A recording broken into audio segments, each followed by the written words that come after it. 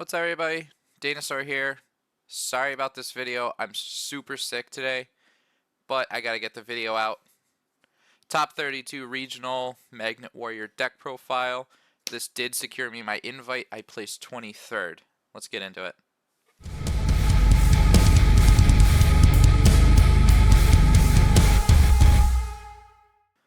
If I'm not mistaken, the Rochester Regional consists of 229 or close to that. And I went X2. My two losses were round 4 and 5, which is why you saw my 23rd bubble. There were two X2s in the top 8, so I did have the same record as top 16 and some of the top 8 guys. But let's start. 3 beta, pretty standard. I'm still on 2 epsilon. Some people were a little surprised about this. I really think epsilon's good for your grind game and it needs to be there. Never put this card to 2. This card's amazing to open, especially if you're playing a lot of rock monsters like in a pure deck. We've got 2 Sigma Pluses. I don't think cutting it to 1 is right. I think having the extra one is always good. It's not like a, oh, I opened it and I need to get one out of my deck. It's a, so what if you open it? Linear Magnum sends from hand anyways. We've got 1 Omega Plus. Don't cut that card if you're on pure. The card's really important. To be honest, in almost every version, I think this card is really important. And then, of course, we've got 3 Linear Magnums. You need to be opening that card or searching it. We've got all 3 of the level 8s. Now, you might be like, well, this probably isn't the best, event to go to with all the Empyrean Magnum package, but I did, and I really liked it. I never missed it. I did have a lot of fun blowing up somebody's board with 7 total Berserkion shots. That felt really good. We've got 3 Magnet Bondings, 1 Magnet Induction. Do not cut Magnet Induction. It makes only bonding a much more full of a combo. I don't want to say it's full combo because obviously opening a lot of cards is full combo, but having Induction is really important, especially if the only thing you have is bonding. We've got 1 Quackimero Guardian. I'm not going to lie, I'm going to cut this card. I don't like it. I've got an Adamantium Hit. I've got a Researcher. Jesus. Yeah, I am playing Nat Beast. I only need the 1 Researcher. I'm not on 3 anymore. Like way back during Richmond, I was on 3 of this card because I thought it was awesome. I honestly think that Nat Beast isn't necessary. Forbidden Droplet is far too prevalent in this meta. You could absolutely cut Researcher, but Nat Beast is a very, very powerful card, and if you think that it works for you, then please do play it. I might actually consider keeping Researcher in, but I'm not sure. I'm thinking of going a little bit heavier on Fiendsmith package just to test some things out. A lot of people are doing some cool things with Rex Tremende that I really want to try. I've got 3 fun Danasaurs.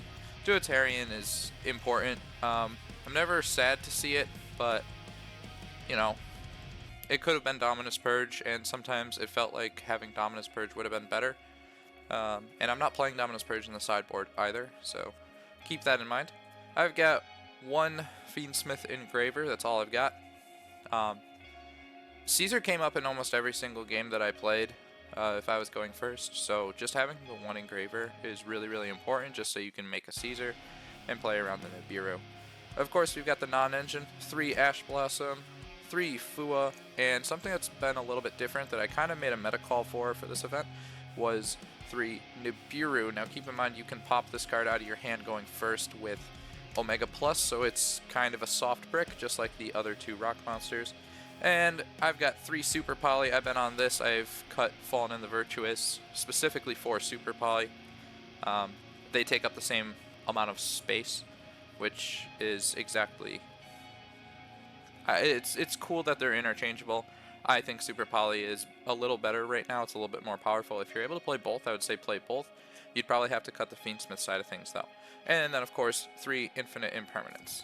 Alright, on to the extra deck, and yes, as always, you watch my videos because I do a bit weirder things with my extra deck, a bit more, I don't know, modular, I would say. But we've got 1 Plasma Magnum, 1 Flex Oxenfeld, and 1 Empyrean Magnum. I was never sad to summon Empyrean Magnum. It happened in about 6 of my 8 rounds. I put an Empyrean Magnum on the board. And about 4 of those, they removed them and then lost to the clapback of me having the 2 giant guys on board. I've got 1 Mud Dragon of the Swamp and 1 Garura, so my super poly targets. Of course, we've got a Necro-equipped Princess as well. While we're here, we've got the Naturia Beast everybody knows and loves. And we've got Gallant Granite, which is extremely important. Definitely not something you'd play in Genesis right now, but very important in advance. Go, go, go, Goliath. You can absolutely cut this card. It came up a lot, honestly. If I didn't have this card, I lost some of my games. I really, really recommend that you play it. I've got the Exciton Knight. This is not the only way to start your Fiendsmith combo, but is the most consistent and the cheapest. And, of course, we've got Caesar. We've got the 1 Fiendsmith Requiem and an IP Mask Arena. IP Mask Arena found its way onto my end board almost every single time. We've got Gorgon of Zilithonia. Gorgon of Zilithonia is huge for OTKs, especially if your opponent just puts all 3 in right next to each other in the columns.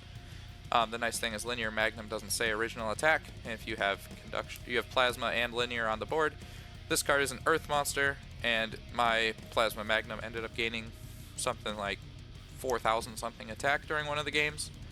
Won me the game. And then of course we have Underworld Goddess. Now when I say it's not the only way to go into Fiendsmith combo, Underworld Goddess is a light fiend. If it sticks around, you're able to go back into Fiendsmith combo, attempt it again. It's not too relevant if you're only playing the 1 Engraver, but there was something very important when I was playing against K9 Vanquish Soul, and this didn't actually happen at this event, but it happened at the locals the night before, which is Underworld Goddessing on the first turn because my opponent was playing K9. So they made Ripper.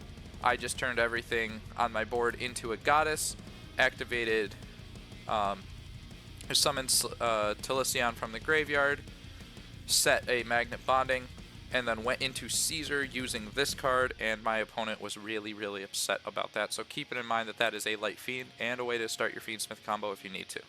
Alright, and right into the sideboard, we've got 2 Droll and Lockbirds. I'm going to play that card until it gets banned. I think it needs to get banned. Called by the Grave, obviously at 1. We've got 3 Malcharmi Perulias. Do not overside, by the way. So this is something I've noticed. I would take out things like Fiendsmith Engraver, Kwaki Mirror Guardian, and the Emancipator Researcher to put in Perulias, usually for going second. Yeah, don't overside. 2 of those being rock monsters can be very important to starting your combos, and you can find yourself in awkward brick situations. That being said, I still like taking those 3 out specifically for Perulia when we go second, and then taking out like 1 Duotarian and making sure that I can still maintain a little bit of balance with my ratios rather than just going hyper consistent second. I've got 3 Ghost Bells. Ghost Bell got sided in a lot. I've got Retaliating Seas. These went into my deck in exactly 1 matchup. I'm sure you can guess which one. And Ghost Mourner and Moonlit Chill. That went in against Mitsurugi. In retrospect, probably not the greatest. I didn't run into Radiant Typhoon anything except for, well, I did see it in a package with Yummy, but it didn't come up. People are running it for Radiant Typhoon. I'm probably just going to end up cutting it and putting something a little bit harder in, like the Solemn Traps. Alright, and quick breakdown just of the rounds. Round 1, I actually played against a mirror match. If you're watching the video, thank you. That match was actually really cool. I honestly expected you to ask what some of my cards did, and then when it went to your turn, you activated Magnet Bonding. I was like, oh, I get it. That's awesome. Super cool. I ended up taking this match 2-0. On to match 2. I played against Hero.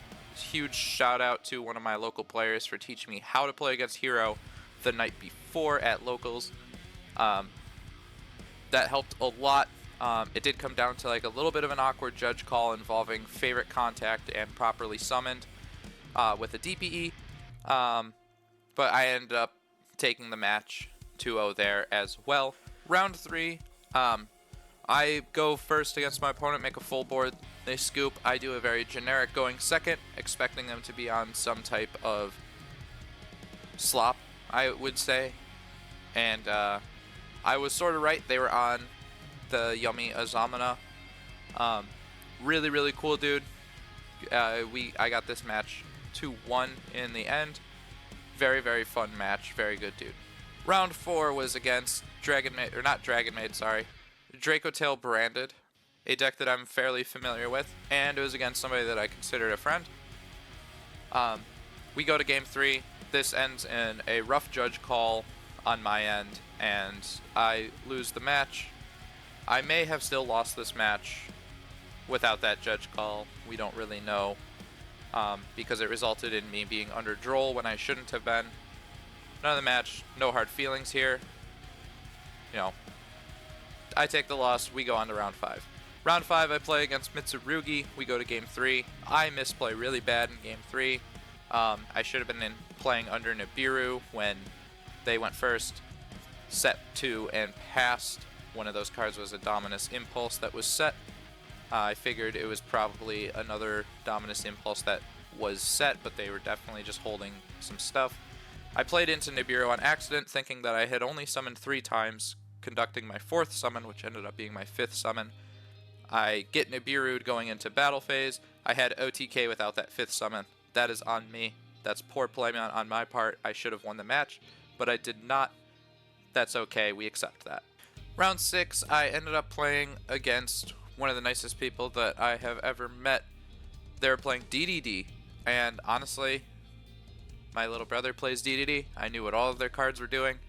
It caught them a little bit by surprise there. They definitely didn't have the best hands, and I had some really good hands. I took this match 2-0.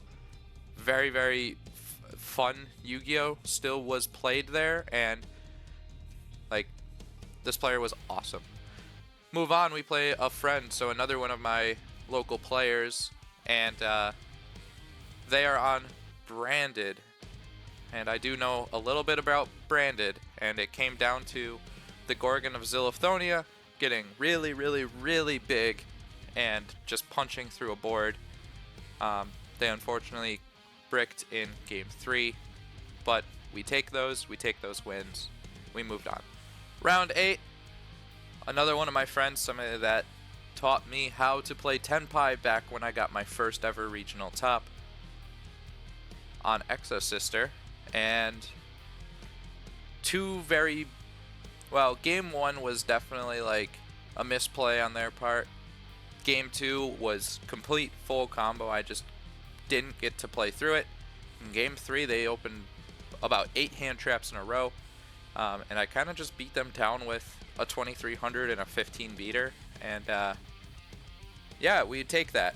But that's where I ended 6-2, and it feels pretty good, especially with a deck that was considered rogue that's now looking, you know, high tier 1.5, tier 1-ish style deck. So I am very proud to give an X2 representation to Magnet Warriors in a regional, especially a regional with a top 32 invite, and now I'm heavily considering attending nationals, so definitely pretty happy about that. Thanks for watching and checking up on my progress on the regional. Sorry if this video seems a little bit more low effort than usual. I am very sick, just trying to get it done so I can rest. And I know that does affect the content that you guys watch, but I did want to at the very least report about my standings this weekend. So until next time, I've been Danasaur. Thank you so much for watching.